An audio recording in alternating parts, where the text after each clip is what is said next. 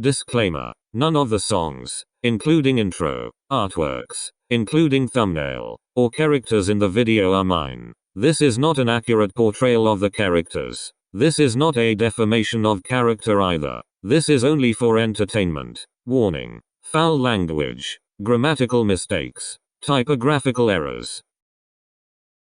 Kagami has a problem. It's the 31st of December, and Seirin starts training at the 2nd of January, and if he doesn't attend, the coach will kill him. Technically, the formal training doesn't start until classes do, but the coach decided it would be good to start training now since the generation of miracles finally stopped underestimating them and will definitely give it their all. The problem is, he doesn't want to leave Oikoa alone. He also couldn't call Atsumu over since he's already back home. It's been a few days since the hospital incident and they've both stayed inside the apartment watching movies and stuff. In those few days, he noticed how affected Oikoa still is about his ex. There are times when he would stare at nothing at all, deep in thought, and his face would be scrunched up, as if he's confused at what he's seeing. Then at night, when Oikoa thinks he's asleep, he would cry, muffling his sounds in his pillows, but the sounds still escape. His entire body would be shaking as he hiccups and bite his lips. Kagami knows because Oikoa clenches his eyes shut trying to stop his tears, which is why he doesn't notice Kagami awake and struggling not to do something. Because Oikoa tried to hide his tears, who was Kagami to invade his privacy? Perhaps the hardest thing to watch is when silent tears just freely fall down Oikoa's face and he doesn't notice at all, or at least that's what Kagami thought. But every time that happens, Oikoa clutches his chest with a confused look on his face. Kagami gained the courage to ask why once, and Oikoa's answer broke his heart again. Flashback. Why do you do that? Oikoa looked at Kagami with his head tilted in a questioning manner. Do what, Mr. Kitty Cat? Why do you hold your chest when you cry? Oikoa blinked, then brought his hands up to wipe his face, eyes widening slightly in surprise when he felt the wetness. I was crying? Kagami released a choked sound. There was something depressing in someone crying and not even being aware of it, as if the tears just had to come out. Oikoa looked down at his hands still clutching at his chest. I guess I find it weird. Kagami just watched him, waiting for him to elaborate. I can't feel my heart anymore. I cry, I smile, I laugh, but I don't feel anything. Makes me wonder if I'm actually still alive. End of flashback. His thoughts were interrupted when Oikoa spoke. Mr. Kitty Cat? Hey Oikoa-san. Do you need something? Oikoa was fiddling with his fingers. I just remembered that I haven't thanked you for saving me yet. Oikoa bowed his head. Thank you, Mr. Kitty Cat. Kagami blinked and let go of the knife he was holding. It just occurred to him that they were both in the kitchen cooking dinner. He washed his hands, then went closer to the still bowed Oikoa and gently pulled him close to him. Thank you for living, Oikoa-san. Oikoa clutched at Kagami's shirt, savoring the warmth the larger body provided him. You're supposed to say welcome. It's proper manners, Mr. Kitty Cat. Kagami chuckled but didn't answer. They both just stood in the middle of the kitchen. Kagami trying to protect Oikoa from everything and anything. Oikoa's problems melting away. We should probably go back to cooking. I'm hungry. Kagami snorted, then let go of Oikoa and went back to chopping the ingredients. I can help you know. Oikoa-san, you're not supposed to use your right hand. You just continue stirring. Oikoa pouted. But it's boring. Safety isn't boring, Oikoa-san. Oikoa snorted. You sound like a momka-chan. Kagami groaned, which caused Oikoa to giggle lightly before they continued working in comfortable silence. Oikoa pouted as Kagami smiled at him. I can eat on my own, Mr. Kitty Cat. Oikoa-san, you can't even move your right hand. How are you supposed to eat? Kagami was holding a spoon to Oikoa's mouth. I still have my left hand. Kagami put the spoon down. Is it stable enough for you to eat with it? Yes. It's not. Holding a chopstick with his non-dominant hand is next to impossible, so he opted to use a spoon. It was easier, but the fact that he can't use a fork too makes the task harder. In the end, it ended up with Kagami spoon-feeding Oikoa, with Oikoa frowning harder and harder every bite until he was basically sulking. Kagami put the spoon down. Oikoa-san, are you okay? I'm fine, Kagami. Kagami frowned at the use of his name. You're clearly not. Come on, tell me the problem. Oikoa's head was bowed in shame.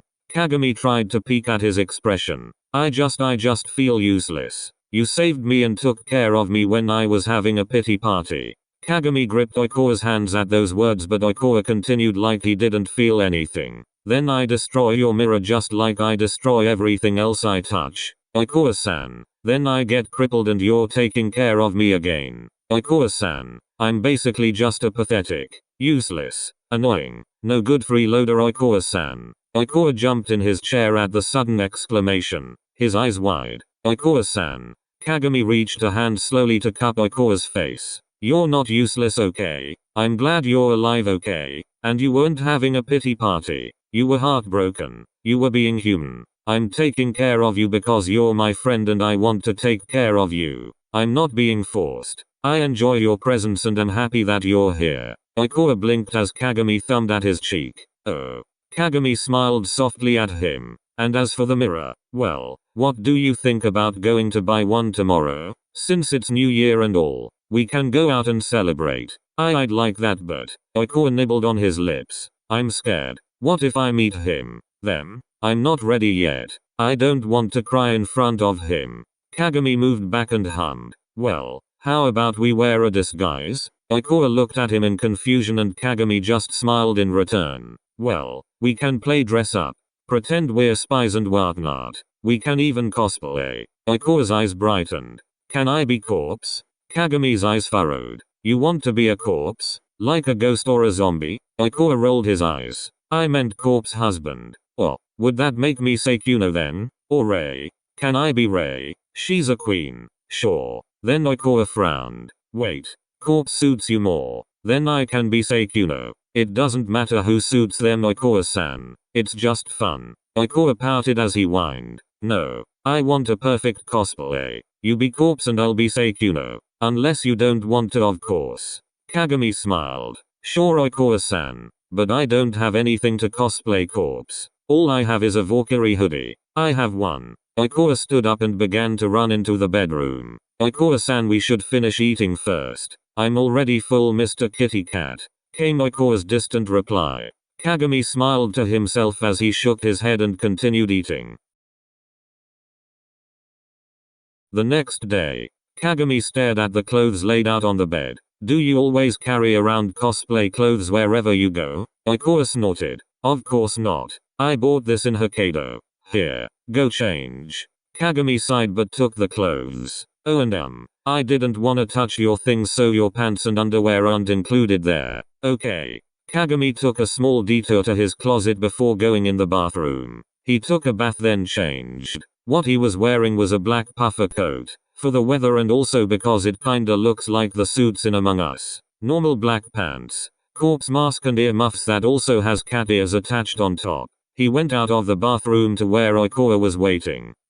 It's perfect. You even have the red eyes. Your hair is the only exception. Oh well. Oikoa gathered his things and was about to enter the bathroom when Kagami spoke. Why exactly do you have a large puffer jacket when it would be too big on you? Realizing what he asked, Kagami stiffened. It didn't occur to him that maybe Oikoa was supposed to give it to his stupid ex. But then Oikoa rolled his eyes and Kagami breathed a sigh of relief. So I could further fuel my fantasies and pretend that corpse actually owns the jacket. Duh.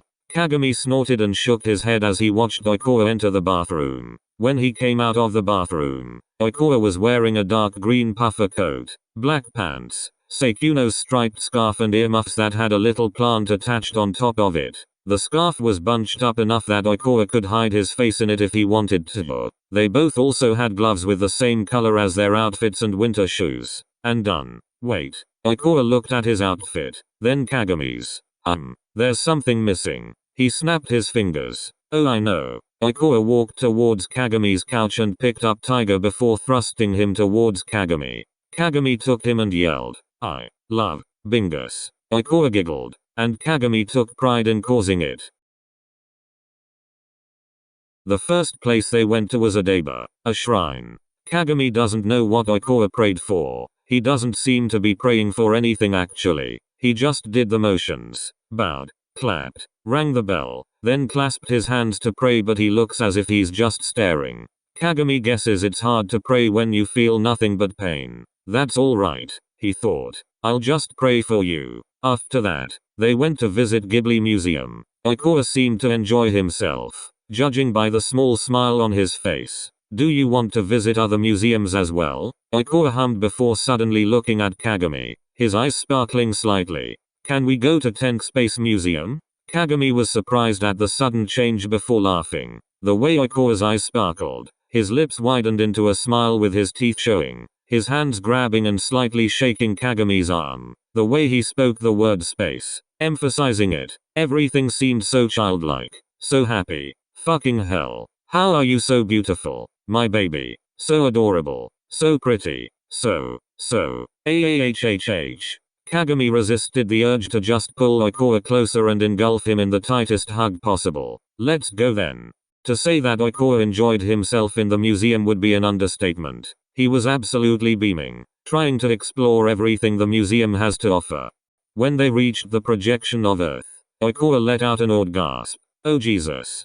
Kagami let out a little chuckle at the fact that Oikawa's trying to stay in character, but Oikawa didn't notice. He was absolutely transfixed at the image of their planet, and Kagami can't blame him. It was beautiful. He even let out a whistle of amazement.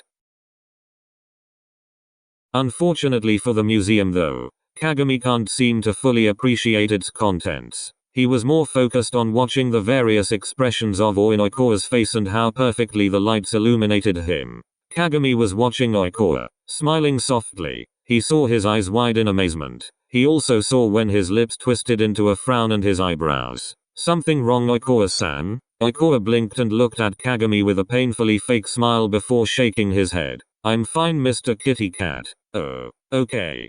Kagami didn't believe him, but he also didn't want to force him. Should we go have lunch then? As if on cue, both their stomach rumbled. Kagami's loud enough to attract the attention of the few people near them. They both giggled, with Kagami scratching his neck in embarrassment as he apologized to the other visitors who just waved off his concerns with a smile. The group of girls beside them giggled even more, but Kagami paid them no mind. Not when Oikawa is in front of him, looking so beautiful as he laughs. They ate lunch at a simple restaurant near them, with Oikawa amused at the reactions of others as they watched Kagami eat. After that, they went to Mount Takao. When they reached the summit, Oikawa released a sigh of relief. The view was making him relax.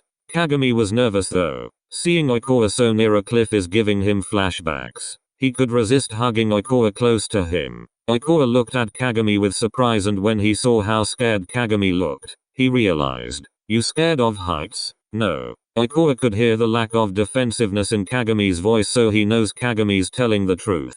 Oh. Why do you look scared though? Oikawa asked, genuinely confused. Then Kagami looked at him with pained eyes before tightening his hold on him. An image of a beautiful sunset, a desperate shout, and Kagami in tears on top of him flashed briefly in Oikawa's mind. Oh, I'm sorry, Oikawa whispered before stepping closer to Kagami and embracing him in return. I'm here, Mr. Kitty Cat. I'm alive thanks to you. I'm here.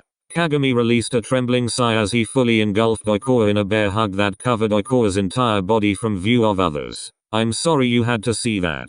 Oikawa tightened his hold on Kagami, feeling guilty. It must have been traumatizing to see someone about to jump off a cliff, especially when that person is someone you personally know and is a friend. I'm glad I saw that, because if I wasn't there to see it, you wouldn't be here. Just please never do it again. I promise, Mr. Kitty Cat. Oikawa replied genuinely. He has no desire to die yet. He doesn't want to die feeling like shit. If he's going to die, he's going to die happy and fulfilled. If Oikawa is anything, he's competitive. He's not going to let Iwaizumi win by dying miserable. Oikawa also sent Takao a series of selfies of them on the mountain using Kagami's phone since Oikawa destroyed his. The selfies consisted of them looking as confused as possible and as if they are looking for something. The photos were followed by "Babe, where are you? We can't see you," as well as "You own this mountain and you can't even let us go free. I thought we were friends." They can't help but laugh at Takao's reply. "Well, since you didn't take me with you, you'll just have to suffer, face with stuck out tongue and squinting eyes. You're even cosplaying Corpse and Sekuno loudly crying face. You should have told us so Momo and I could complete the set of Amigops." After that, they just spent the next few hours exploring. Even more gardens. Even more museums. Going to the movies. Everything and anything they can think of. When night came, they immediately went to take a picture in front of the sky tree before going to the Tokyo Mega Illuminations and walking under the tunnel of lights. They were walking side by side, with their shoulders pressed against each other and their fingers sometimes brushing together, but neither really noticed. Aikoa was eating ice cream in winter, so when he sneezed and coughed, Kagami was expecting it. He gave Aikoa the water he bought to relieve his throat. They continued walking as Aikoa tried to bury his face deeper into his scarf. You okay, Aikoa-san? Just cold.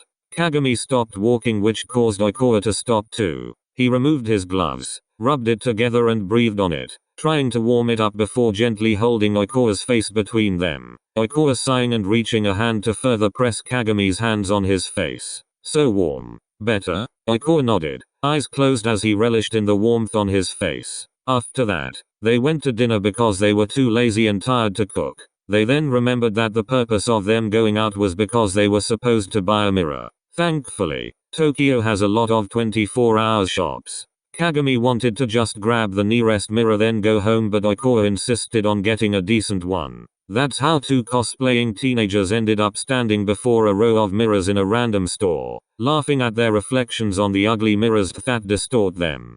Kagami also had to remove his corpse mask lest they think he's robbing them, so it's even funnier to see their faces distorted. Aikoa was anxious to look at a mirror at first, but when he saw how distorted his reflection was, he relaxed. He almost forgot about his concerns when he stumbled upon the perfect mirror. He froze once again when he saw his reflection, his face that looked so eerily similar to the girl in his nightmares. His breathing started going heavy. Loud, harsh breaths escaped his mouth as he stumbled backwards, eyes glossy and fixated on the reflection. Before he could go into a full-blown panic attack, Aikoa was pulled into a warm, hard chest, a hand holding the back of his head, pressing his face into the crook of a Kagami's shoulder. Upon hearing Aikoa's laugh suddenly cut off, Kagami immediately became concerned. When he saw Aikoa's breathing become labored, he unzipped his coat and pulled Aikoa to his chest, hoping that his body warmth would calm Aikoa more without the thick coat getting in the way.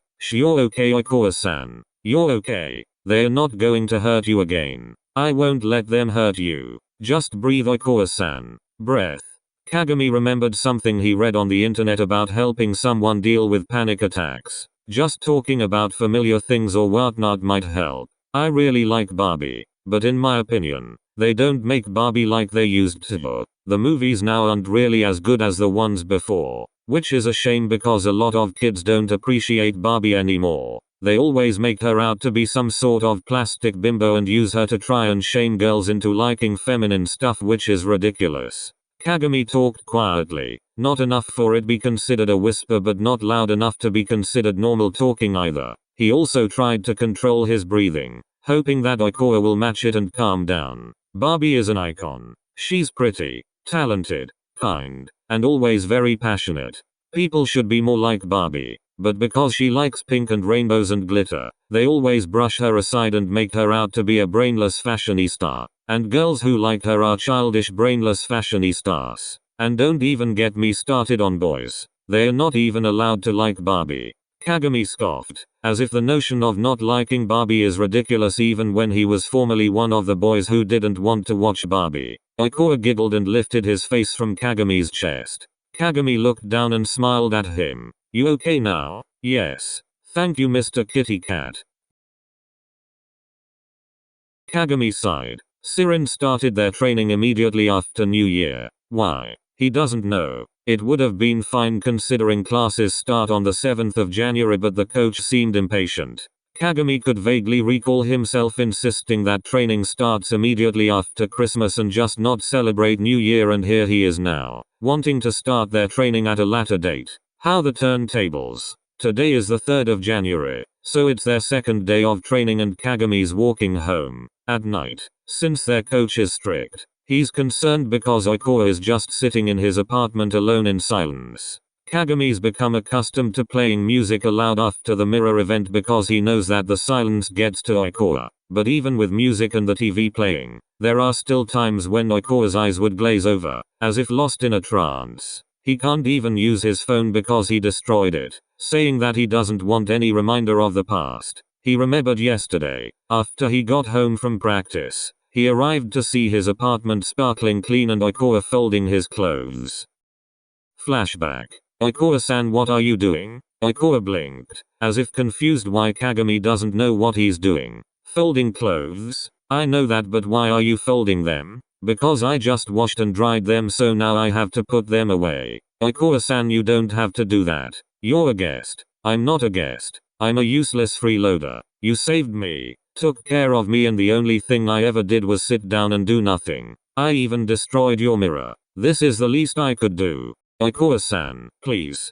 Kagami stopped as saw Oikawa looking down and gripping a shirt tightly. Please let me do this. I don't want to be useless. End of flashback. Kagami stopped walking as he sighed once more. He stretched his hand above his head and looked around and saw a flower shop. Huh? He slowly walked towards it and saw a variety of plants displayed both inside and outside the shop. Good afternoon, young man. Kagami looked at the little girl, surprised as to where she came from. Young man? Upon closer look, the little girl is actually just a really short lady. Fancy anything? Kagami scratched the back of his head. I'm just looking around. MMHM. The lady smiled kindly. She looked like she knows something Kagami didn't. She had this amused tint in her eyes and her lips are slightly curled upward. Well, if you need anything, I'll be at the desk. Okay. As she walked back inside the store, Kagami called for her. Wait. She turned around so fast. Kagami expected her to get whiplash. Yes. Before Kagami talked, he looked around first, afraid that his teammates might be watching. Kuroko accidentally revealed to the team that Kagami has a crush, and now they are all curious as to who. Kagami told them to mind their businesses and Kuroko agreed, before accidentally showing them Oikawa's pictures. Now they are all acting like supportive yet teasing siblings as well as rivals. How that works, Kagami doesn't know. He doesn't want them to see him buying flowers and thinking it's for Oikawa. Well, it is, but that's beside the point.